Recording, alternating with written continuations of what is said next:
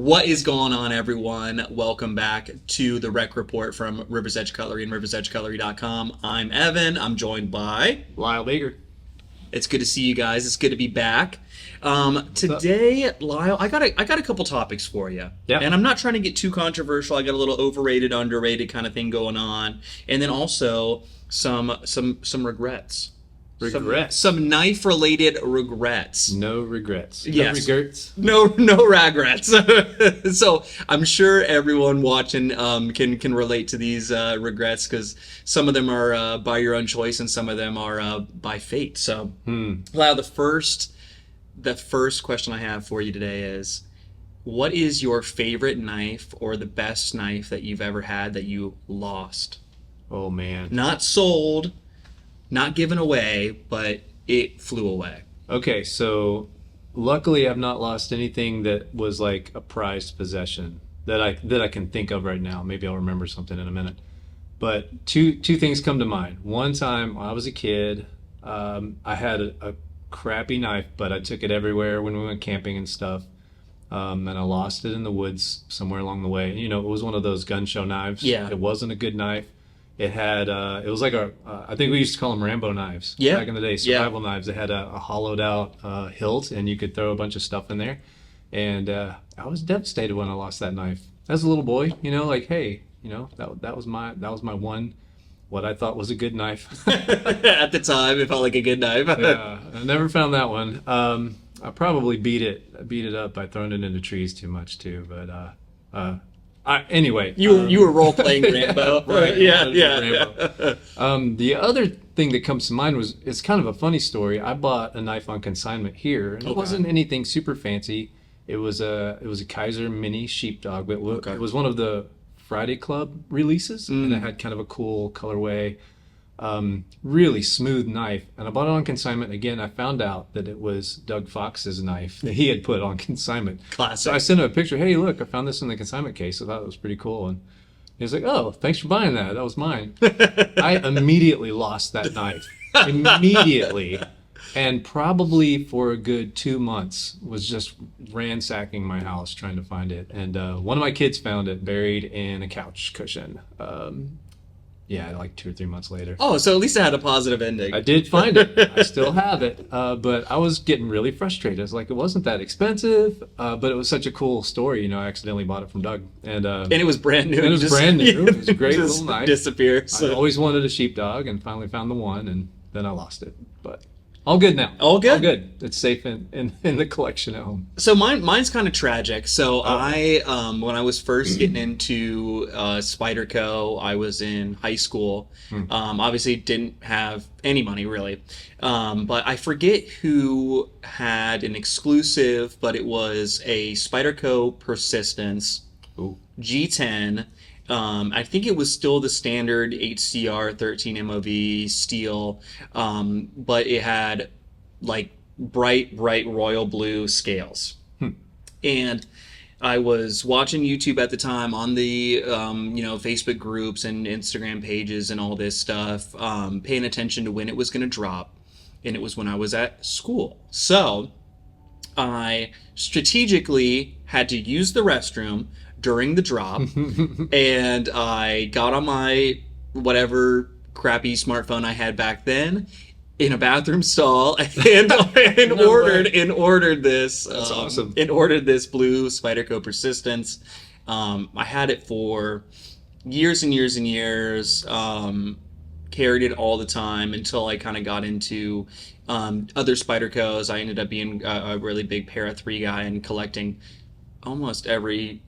At a certain point, I collected almost every Para 3 they made. It was a pretty, it was a pretty gnarly addiction. But dude, those are all gone now. But except for a couple. But eventually lost it. I would imagine during a move, because obviously going from high school to college to having your first apartment after college and all this that. Yep. I lost it, and that knife still haunts me. So. Man. If anyone knows where I can find one of those, let me know in the comments down below, because I want one of those so bad. I even went as far as to kind of recreate it, approximate it with a pair of three, the Bento Box M390 pair of three. Bought one of those because cool. it was that blue G10. So I ended up kind of recreating it with that knife, and that's obviously a great knife, but it doesn't have the same feel to it that the Chinese persistence did. Man. But absolutely loved that knife. That's wild. Definitely miss it. But that's... Somebody out there, if you have found Evan's old knife, he's offering a reward. Yeah, I'm offering a reward. It's a bottle of bourbon or something. It's no monetary value, but yeah, it's something like that.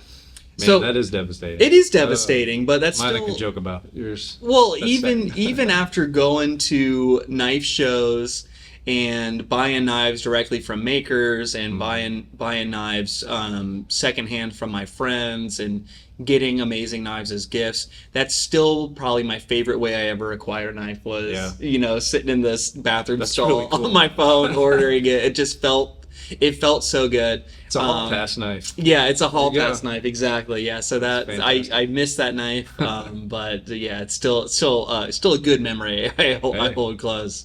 That's cool. Okay, so another regret. So this one is more by choice. Do you have a knife that you either regret buying or that you regret selling? Oh, man. I do. Mm-hmm. I do. So I sold, I kind of traded and sold. It was kind of like a money and a knife. Yeah. A Chris Reeve, my first Chris Reeve in Cosi. Okay. And it wasn't like I was disappointed with the knife. It was my first big spend knife, I guess you could say. When I started out, and I think we all do, we look at the stickers and we're like, I'll never spend that much on a knife. Yeah. That was the first knife that I ever actually spent that much on a knife for. And I think I regret selling it, not because it didn't have any issues, but it didn't wow me after a while like I thought it would. Sure. Which is funny when you see what I'm carrying today. But it's something about it just didn't totally win me over. Didn't really have serious buyer's remorse, but it did have a lot of trade value. So I traded it for something, and I kind of regret, since it was my first Chris Reeve, I kind of regret getting rid of it. It had the micarta inlays on the scales. It was pretty nice. Yep. So I kind of regret that. Yeah. Just because it was my first CRK. Yeah. So for me, I have a couple. My first one is I'm twisting my own question, but I have a knife that I regret not buying, and it was a large Sebenza 21 that came in here on consignment or maybe even pre-owned, but it was at a really good price. I want to say it was $400, but it was like I can't remember if it was S30 or S35 VN. But I've always wanted a Sebenza 21 because people always talk about how it's, different, better to some people than a 31. But it was just a plain Jane. Should have bought it, bought it. And then I would have glass blasted it to match my Zon. Because that's still the only CRK I've ever owned is the Zon that I have. But I regret not buying that one. I'm trying to think if I have a knife that I regret buying. I think I kind of just regret buying all those pair of 30s. The whole collection. Yeah. I think the my brain that was rewired from buying Pokemon cards growing up, I think I went through a phase like that where when I first got the job out here, I kind of convinced myself that I needed a collection of something for people to take me seriously, or because I was surrounded by people that actually talked about knives and cared about knives, that I rationalized it to myself that people would think it was really cool. Turns out when I got them, I didn't want to carry them because it ruined the trade value on them or the resale value on them. Yes. Which is totally the opposite of the way I look at knives now. Finger flicked inbox. Yeah. So now I have a completely different mindset about knives, and I try not to look at them as trade tokens. Yeah. And I try to look at them more like tools now, especially with the job that I do. They're gonna get beat up or broken or stolen or anything like that. So But I definitely regret definitely regret putting so many of those pair of threes on a credit card. It's funny how the less expensive knives don't scare us as much, but Yeah. they add up Oh very, my very gosh. quickly. And I don't know. I know you are this way. I think you're more of a quality over quantity Yeah, guy definitely, now. definitely. I'm starting to get that way. I've recently culled like 11 or 12 knives out of my collection That's good. and bought like one or two nice things to, Yeah. like with that money. Yep. And I really enjoyed that. I don't know why, but definitely don't feel like I have this urge to own 100 knives. Yep. You Yep. know, just maybe it's an old guy thing, but I think I'd rather have a few nice tools than a whole bunch. So I always think like you catch yourself carrying the same knife. I don't know if you're the same as do. me, but you catch yourself carrying the same knife Creature of over habit. and over and over again, especially if it's the one that's just sitting on the nightstand. You're just going to throw it into your pocket for the day, or at least that's how I look at it. And then I'll be going through my stuff, and then I'll switch it out for another knife, and then carry that for 2-3 weeks, whatever. I do that. So I think that behavior kind of lends itself to not having so many knives, you know. So, but yeah, I'm definitely a quality over quantity guy these days. I think now if I were to go through all the drawers in my house, because you know how it is, there's knives in junk drawers in the kitchen Yeah. and you know upstairs in the man cave room or whatever. What will we find here today? folks? Yeah, I think I probably only have 10 knives now. Okay. Yeah, I was wondering what your number might be. Yeah, I think I probably only have 10 like real good knives, and then maybe a couple. Like I still have the what was that knife that everyone was talking about? I think it was a Walmart knife that had like. Would you remember when the crossbar lock? First? Oh yeah. Yeah, I still have that knife sitting around That's somewhere. really funny. Was it the Ozark Trail? Yes, that's what it was. Yeah, that everyone was kind of hyping up. Which is still, I mean, it's a fine knife. It is. Walmart bug out. Yeah, exactly. And that lives in my garage now. That's awesome. So I still have that knife somewhere. But Lyle, you introduced me to a game that you want to play, and I'm pretty excited about this. So you explain it to the people what we got going on. Yeah. So I'm a video gamer. I am too. I used to be more so than now. I kind of game in seasons, and I've got a lot of time off coming up this Christmas. My daughter's having a surgery. We're gonna have to stay home. We can't travel for the holidays, so I've been like buying discount video games on Steam. Yeah. And I've been digging into these old I like old RPGs and I like Yep. shooters. We Yeah. talked about playing Black Ops 6. If anybody's out there, you've probably shot me before in that See game. you in ranked. Yeah, you won't see me at ranked. Oh my gosh. So yeah, I video gaming season. So I've had that on the brain here recently, and I was thinking, there are some like iconic video game and movie Yes. swords Yep. out there that I thought it would be really fun to kind of do like the Rorschach test with Evan here and say, I'm going to pop up a video game sword or a movie sword that is kind of one of those iconic ones. There's so many that we'd never my get to gosh. everyone's favorites, but Yep. just a few, and see what comes to mind immediately. What knife in the knife world comes to mind immediately when you I'm see this picture? I'm It's in.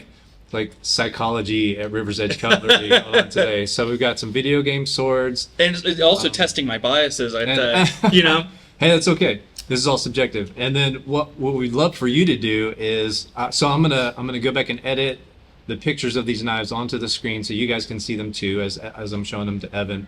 You tell us in the comments below what knife that sword reminds you Perfect. of. It doesn't have to be. There's not going to be any one-to-one comparisons, but just kind of like, oh, that reminds me of this, or that reminds me of that, or even just a style of knife. So, but anyway, I'm in. Are you Let's ready? do it. I'm in. Okay, I'm I'm gonna try ready. to find good pictures of these. I'm ready. I'm gonna look. Wait, let me know when to look over So I'm gonna have you look at this one right here. because we need to be instantaneous. So the Master Whoa. Sword from Zelda, and this is just one picture, one version of it. It looks like a really melted down one. It so- looks a little melted down. Okay, so the Like first the thing that's broken jumping version. out to me is I need something that has guards. Oh, Okay, so I think I'm gonna go with a fixed blade. okay. I am going to go with not because it's gaudy or anything like that, but the things that are jumping out to me are the guards. So I'm gonna go with an RMJ Sparrow on this one. Dude. And that's just the first thing that comes to my Okay. head. And maybe it's because I see it every day because I have one shoved right here in my vest. But yeah. but that's what I get from that. Okay. That's an iconic start. I like that. I like that start. I'll put pictures of both of those up for you guys to check out. Another one that stands out to me, and I think this is a crappy picture. I'm gonna find a better picture of this one. I'll edit any tedious stuff out. Oh, Final Fantasy. Yeah, you got it. Yeah. The Buster Sword. The Buster from Sword. Final Fantasy Cloud Strife. Now I'm showing off my nerdiness. Yes. So this is probably the most iconic. The first thing that jumps to my mind when I see this is that blade shape. Mm-hmm. I'm just gonna go with the Hoback. Oh yeah. The folder. I can't remember if it's not the Quaken. The I forget what it's called. Radner.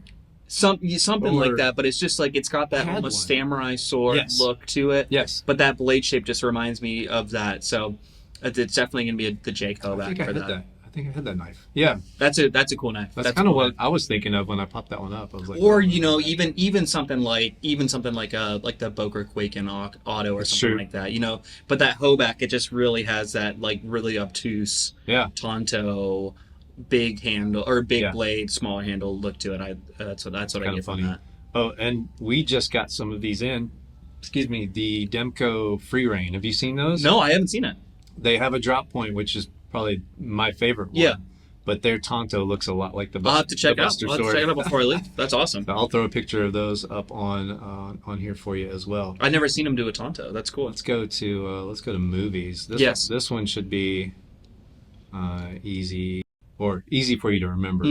Okay. Sting from Lord of the Rings, Bilbo Baggins' sword and Hand Me Down. I'm trying to think of something with a little bit more ornate to it. Mm-hmm. It's got that almost recurve vibe to it. What am I going with on this one? This one's a little bit tougher for me. It's a super recognizable sword. Yeah. I'm gonna go with It's tricky. It is tricky. I'm trying to think of stuff that comes in double edge. Because I'm trying to think of something that comes in double edge. So maybe like a Microtech Hera, like one of their signature series ones that has a little bit more of an ornate aspect to it. So I'm gonna go with the double edge Hera. I like that. I'm gonna go with the double edge Hera on that one. It makes a lot of sense. So yeah, that's one of my favorite books, movies, and video games. Absolute classic. Of all time. And then let's see what else is on my list. I know it's a little bit on the nose, but Star Wars. So there's an obvious answer to this, and it would be like the Microtech Star Wars series. What if you couldn't choose that one? So that's why I'm already not going to choose that. Oh well. I'm going to go with. Let's see what your second pick would be. Yeah. So my second pick for this would be any ProTech Sapphire series. Dude, yes. Good call. And just because there aren't a ton of high quality knives that come with a funky color, blue, green, red blade. I know they don't do a green PVD like they do with the blue, but I think probably a Godfather. Yeah. Godfather Sapphire. That's what I would put on that. That's a good pick. So you could go on the nose and go the Microtech, or you could get a ProTech with the Sapphire, which is one of my favorite things they've ever done. It's absolutely so incredible. Pretty. Have you seen the rose gold color? Oh yeah. That's my gosh. Yeah, it's beautiful too. The Sapphire's my favorite. What color lightsaber would you have? I would go blue. Blue's my favorite color. Go blue? Yeah, I'm just kind of a straight up fan of blue things. Like it's my basketball team and all the other things that I like are blue. But did you ever play Knights of the Old Republic? I did. Are you serious? Yes. You gotta bring that up right now. Yes. So it's my favorite video game ever. It's up there with me. I didn't know you were that kind of geek. Oh yeah, my friend. Yeah. So that introduced me to so many different colors of lightsabers. Yeah. So what a good game. So I always went with yellow. Okay. In that game, so I would pick yellow just to be super nerdy. It's awesome. Just to be super nerdy. Let us know down below if you ever played Knights of the Old Republic. Yeah. Y'all remember that plot twist? Yes. Yeah. Let us know if you ever played it. My friends had played that game before me, and when that plot twist hit, they said, "When it hits, call us." Yes. And I'm like, so I play it through it, and the plot twist hits, and it's absolutely Empire Strikes Back level. I like how we're not trying to spoil. Not going to give it away. You got to play this. 20 years ago. Oh, I think they're making a remake. Thank goodness. I think they are. Thank goodness. Please don't screw it up. Day one purchase. Yeah, please don't screw it up. Oh my goodness. I called my friends that day and I was like, you were right. It's so good. And then the sequel was my good goodness. too. Yes. The sequel was good too. A lot Yes. more customization. It was a cool game. Right. Cool game. Dude, that was fun. And Yes. maybe that could be like an ongoing thing we do, because now that I know that Evan's a big geek like I Yeah, am, I'm a huge nerd. I did not know that. That's so cool. Yeah. Yeah, we'll do some ongoing. So what are some of your favorite video game / movie Yeah. iconic swords, and what kind of knives would come to mind when you think about those? Let us know in the comments below. I think that'd be fun. So something that we've done in the past that we could also kind of wrap into this is putting up a famous video game character or movie character and just saying, what would you give him? You know, or what would he? Good What if call. he walked into River's Edge? What would he buy? Good call. So we could do that too. Yeah, we could. So guys, let us know down below favorite video game knives, Yeah. swords, that kind of stuff, and then also some of your favorite video game characters. That's and if fun. someone doesn't say Arthur Morgan, you're Oh insane. man, you know all the cool characters. So Lyle, do we have time for one more? Oh yeah, let's do it. Okay. How about this? A little bit more controversial, and you know how we never really we're never really trying to hurt anybody's feelings or poo-poo anyone else's likes or dislikes. But Right. what is a material, either blade steel, handle material, pocket clip material, whatever, bead that other people seem to really like that you just never really got on board with? Okay. I mean, and it's all preference. It is all preference. I'm a knife steel geek, but I'm not like a defensive one. So Yeah. I kind of feel like all of them have a place. Yeah. At this day and age, it is hard for me to go back to buy like 8CR when there's Sure. so much new that's just better. Yeah. Knife steel in general. Yep. But other than that, I'm not much of a knife steel snob. I think I will say this: if I'm going to buy like a premium knife, a high-end production knife, or even a custom, if I see G10, that kind of bums me out. Okay. I get that. Not completely, because I it's a get that. fantastic knife material. I guess in a way I prefer my Carta, but it's Sure. not just because I don't like G10. It's just because I really like my Carta, and it's very practical. It's very grippy when it gets wet. All that kind of stuff. Looks more natural. Looks a little bit more. It Yeah. has a much more natural look to it. I've worked with both materials in my shop, and I prefer my Carta. But again, if I was buying like a high-end knife, I'd just rather it be like titanium. Yeah. Good titanium. Yeah. But again, just preference. That I have plenty of G10 in my collection. One of my favorite knives, and one of the most expensive ones that I own, is a full custom that has titanium liners, but G10 handle material with an inlay in it, and it's beautiful. So I'm not completely not. Is that the South African Yes. one? Yes. Yeah. Yeah. Yeah. That knife looks, and that's integrated nicely. It is. It's beautifully integrated done. nicely. Yeah, and you can tell this was like lovingly put together by Yeah. a guy in his shop, and it's so cool. But yeah, typically that's the one thing that I'll kind of like probably look. I'll probably keep looking. Yeah. You know what I mean? I get that. Yeah. So for me, it's going to be a combo. I've never been super into, and this was more of a phase, I think probably about 3, 4, 5 years ago, but copper and brass in knives. I never really got down with it. And I understand the appeal. Like, I like the way they look. I like bronze and copper, and sorry, not bronze, but brass and copper colored stuff. It's just when it's full handle scales made of copper or brass, they were just a little heavy. Yeah. They felt a little bit unbalanced for me. It made the blade feel real light and just weird, especially if the knife wasn't purpose built to have that handle material, and it was just kind of added on secondary.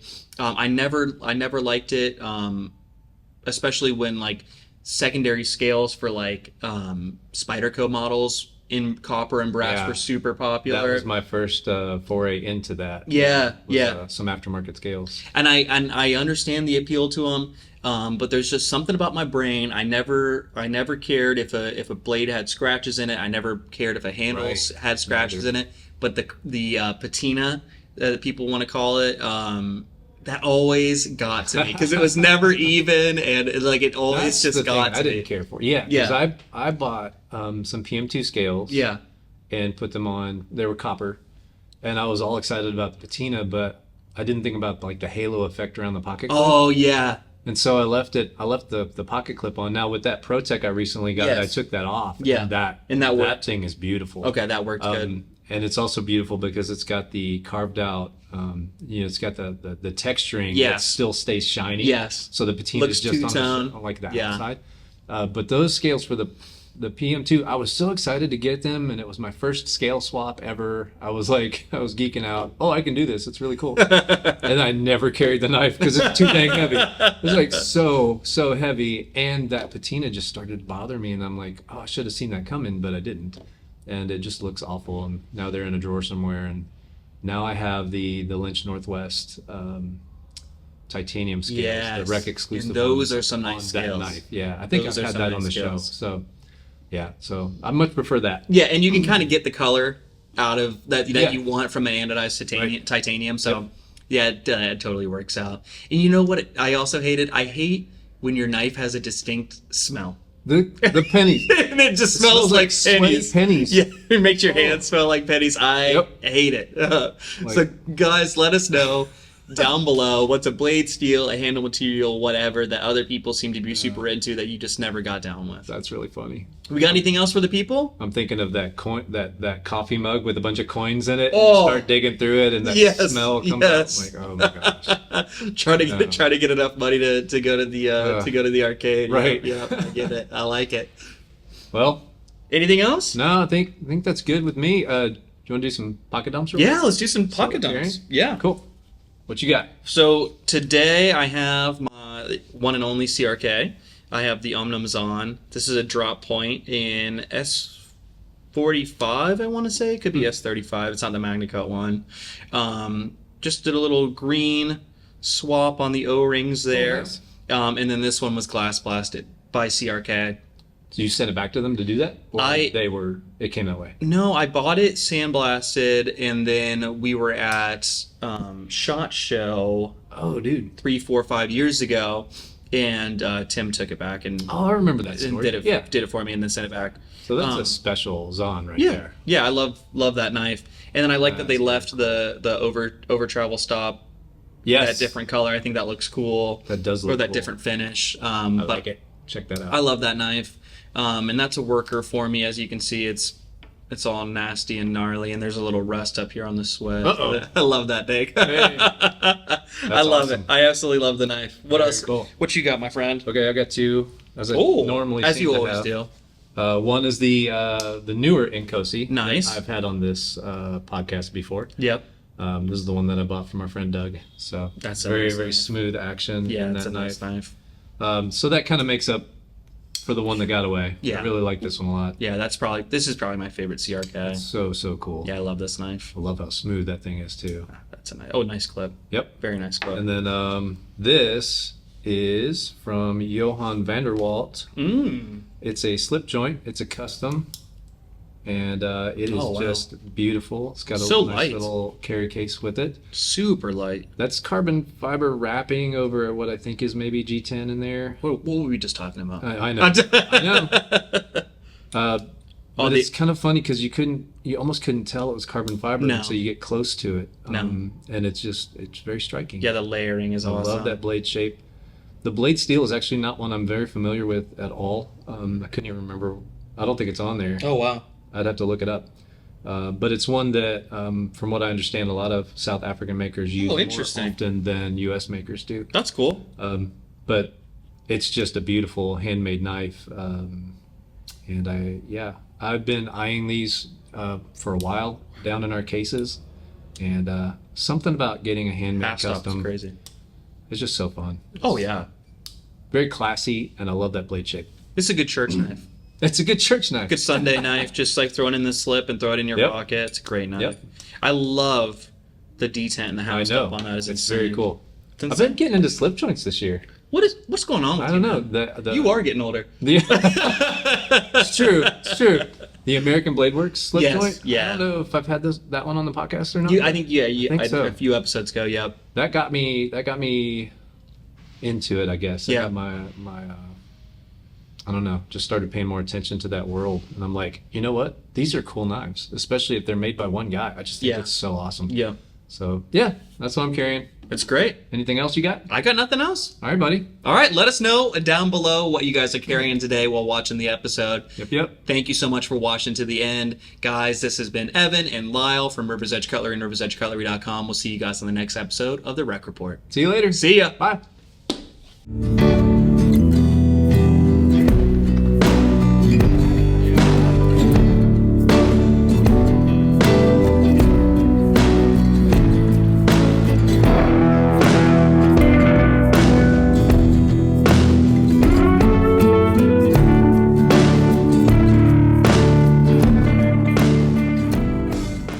Perfect.